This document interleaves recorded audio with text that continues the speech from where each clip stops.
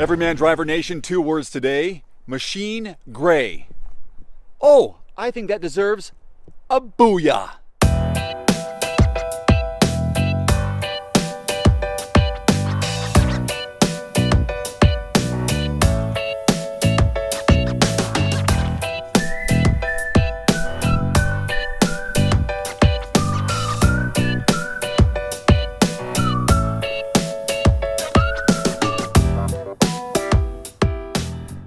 Zoom, zoom, everybody. Welcome back to the Spokane ORV Park. With me is the redesigned and all-new 2016 Mazda CX-9. It comes in 4 trim levels. We have the top trim level, which is only available in all-wheel drive, and that's why we're back out here to see how she does off-road in this drive and review. So, let's get started.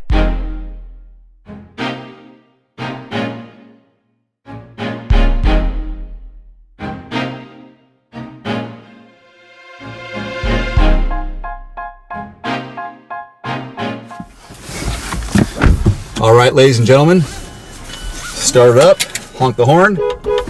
Now everyone knows we're here. Turn down the radio, put her in drive. Let's roll. So, 4 trim levels. Yes, Sport, Touring, Grand Touring, and Signature. That's what we have here. 1 engine option. It's not even an option if I say there's only one. Looking at a 2.4 liter, 4-cylinder, made it to a 6-speed automatic transmission. Horsepower, 227, 310 pound-feet of torque. So that's what's under the hood. Fuel economy, throughout my week, and this is the first time I'm actually going off-road. So before that, I put just under 400 miles on it, and I'd say 80% has been on the highway because I had some jobs across town that were like a 160 mile round trip. So I've been averaging just over 21, and the fuel economy rating on this is 21 city, 27 highway. So we're on the low end of the mixed driving number, but I don't know. I'm not too disappointed with that. I'll take it. You'll take it. And we're rolling on 20-inch rims on this bad boy here. And we're gonna go through our regular course here. If you're new to the channel and have not seen any of my previous off-road drive and reviews, the ORV Park is a popular location. I have some history with this place. That's putting it nicely. And unfortunately, all the water has dried up. So I'm not gonna be able to get any splashes, any mud. But we've got plenty of terrain here, and we've got some decent hills, descents, inclines. Nice thing to kick things off with is let you know we've got 8.8 inches of ground clearance. That's good, huh? All new and redesigned for 2016. This vehicle debuted 9 years ago. So CX-9, 9 years ago. That's kind of cool. And we finally had a chance to get our hands on it. It's been in the rotation just a few weeks, so fortunately we've been given the green light to drive it. Okay, I kind of started in a different location, so I'm trying to find my couple of climbs. So we're just gonna go through this section here, and as you can see from this angle, that's a decent little terrain option. Now, you know, this is all-wheel drive, it's not 4-wheel drive, and I don't expect y'all to take it off-road. But if you were to go to come across some extreme conditions, now you know based on my review and my previous reviews. Oh, we're kind of cruising. Traction control is kicking in there. I think it's because we're off center. Let me kind of see if I can get all 4 wheels in the ground. There's a sport mode in this thing. 2200 RPM. Let's see if we can just get some traction there. We're not getting it. There we go. There we go. There we go, that's better. What happened? I'm trying to look back to see. Just some soft dirt. Hey, oh, we got some mud! Ha ha ha ha ha! Oh, let me see. Let's see, I'll back it up. That's what she said. Let's go through this mud right here. I may have to get out and clean this camera. Oh, I don't want that camera muddy. Let's go, oh shit.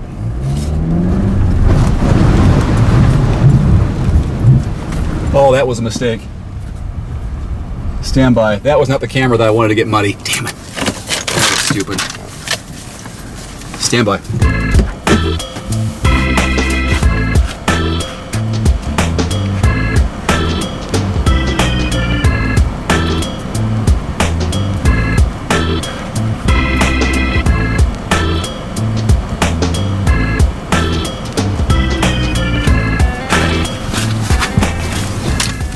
Good time to tell you I have a link below this video on YouTube so you can donate to my GoPro fund. 25 bucks will help out. That one does not have a protective case on it like the one above on the top of the car does. My fault. But I think it's still working. Not smart. All right. I think me and the ORV park and intelligence have had a battle. Although I've been getting smarter and more careful. So the car's fine, but the camera will have to be rinsed off carefully. All right, so this is the scenery, everybody. Take a look at this angle here. Here's the scenery of this place, and it can get kind of treacherous, but we've got plenty of options to test this vehicle. Some of the things I like about it is the comfort on the inside. Of course, we're spoiled with the top trim level, great leather seats. The technology is fantastic. You know, this 8-inch screen here in front of me, I'm not a big fan of the screens that pop out of the dash like that, but the dial down below to control things doesn't take that long to figure out. I'm familiar with the Mazda model, so that's cool with me. Like the cruise control, Bluetooth technology. I've plugged in my smartphone. There's lane departure warning, lane keeping assist, smart brake support. What else can I tell you? Blind spot monitoring. So plenty of safety features with this car. Even a HUD. HUD stands for heads up display. So I can see that there. And it tells me I'm going 3 miles, 4 miles per hour. And I can turn some of that stuff off here on the left-hand side. So that adaptive cruise control button on here. So you can, if you're going down the highway like I have been recently, set my cruise to like 65. The car gets in front of me, it'll slow it down so it keeps a safe distance between me and the car in front of me. So that's good. As far as competition, I alluded to this earlier. I think I did. So Toyota Highlander, Ford Explorer, and Honda Pilot. Those are 3 vehicles that you would probably compete with this one here. The challenge though is that those have a bigger engine, a 3.5 liter V6, and this one has the 2.5 liter 4-cylinder. So fuel economy obviously better than this one. They, tear it up when it comes to horsepower. Although torque is surprisingly better in this one than a couple of the other ones. Namely the Highlander. We've got more torque in this one than the Highlander, and more torque than this than the Pilot. But those all have more horsepower, bigger engine. Surprisingly though, cargo space.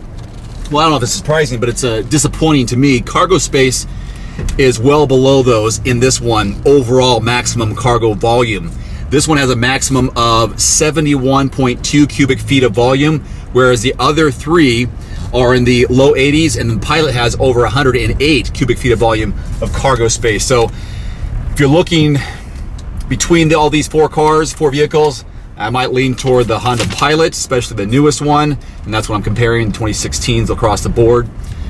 And price point though, a lot better here with the Mazda CX-9. You're looking at mid to low 40s, whereas the Pilot is 47, Highlander 46, and the Explorer in the low 50s. So it's kind of tough to do a straight across comparison, but those are the main rivals in this mid-size SUV category. But I find it very comfortable riding the highway, and around here, maybe not enough getting up some of those hills, so I don't have that 4-wheel drive, which would be nice. And you can see we struggled there a little bit. I'm not sure exactly why, but there you have it. What else can I show you? Maybe go down one more and then come back up. You like that? You like that idea? Let's do it. This will give you a really good viewpoint of the ORV park. Might be a little bit soft here in the sand, but maybe those 8.8 inches of ground clearance will keep us okay, and I'm sure they will. I'll just take the right path here. So nice and slow going down. This is pretty challenging coming up. Not many vehicles can make it up this one the Jeeps and the Subarus are probably your best bet in that category. Although, off to the one side, I have made it up here in a Sorento and a CR-V on this specific hill. That's impressive, isn't it? You can't quite see it, I don't think, but off to our right is our pond from hell. Oh yeah, there's one more, a little, what do I call it, my gauntlet, a little valley. Let's go up this valley and see how this does in the Everyman driver gauntlet. There's the pond. There's the pond, everybody. I'm sure it's not even worth it to getting out to look for my GoPro from 2 years ago. 2 years ago, I was in this pond, stuck briefly for a few minutes. Oops. Oh, don't want to do that. Oh, crap. Stand by. Here's a quick update from outside the car. The wheels are getting it. Look at that. Oh, muddy. Oh. And here's the other camera, which is hurting right now.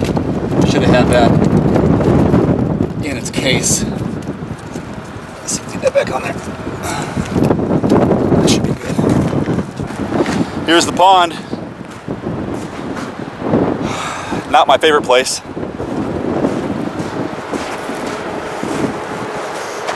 The story is, I came down from that hill. It was icy, snowy. A lot of snow on the ground. This pond had been frozen over, oh gosh, you know, a couple of weeks prior. So I came across, nose dipped in. I was preparing to climb up that hill there in a 2014 4Runner. The nose dropped, ice broke. The ice was thicker than this. I'm not kidding, it was really thick. Dropped in the nose. I slid forward a little bit. I couldn't get any traction to back up, so I went forward and did like a 3-point turn to get out of there. In the process, I caused some damage, and long story short, Toyota will not loan to me again. That's been over 2 years. You know, I've learned my lesson. I think everyone knows I have, but they don't. Stand by. Okay.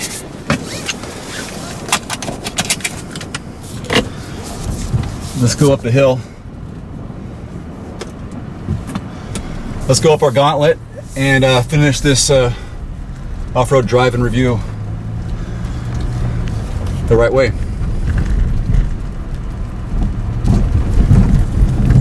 Now, what I like about this gauntlet here is that it's got some decent hills for articulation on the sides. It's very doable. If you look at my other reviews, you can see what I've done in other cars and just kind of get a feel for how this one did compared to those. And I hope it handles just fine. There's some nice little articulation there. Keep the momentum going.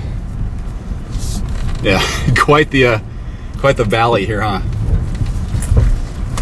There we go. There we go.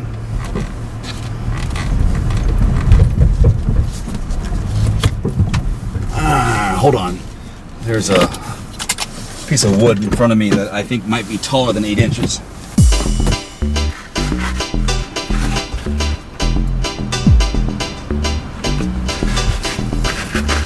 It's alright.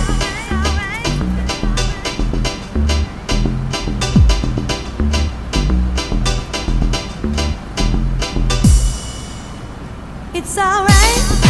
Feels good. Kick it. It's alright. Feels good. Kick it. All right, back in business. It's alright. That's kind of heavy. See you later, wood.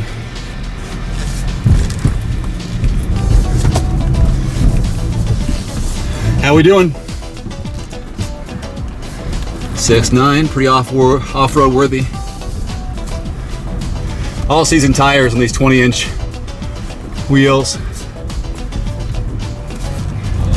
Oh, tipped it up. We were on 3 wheels there for a second. That was kind of cool. All right. Oh, got dusty. Dusty roads. Anybody recognize that reference? Hey, you can hear some people. What's up, kids? Nice to see you. All right, thanks for waving back. What, people don't wave anymore?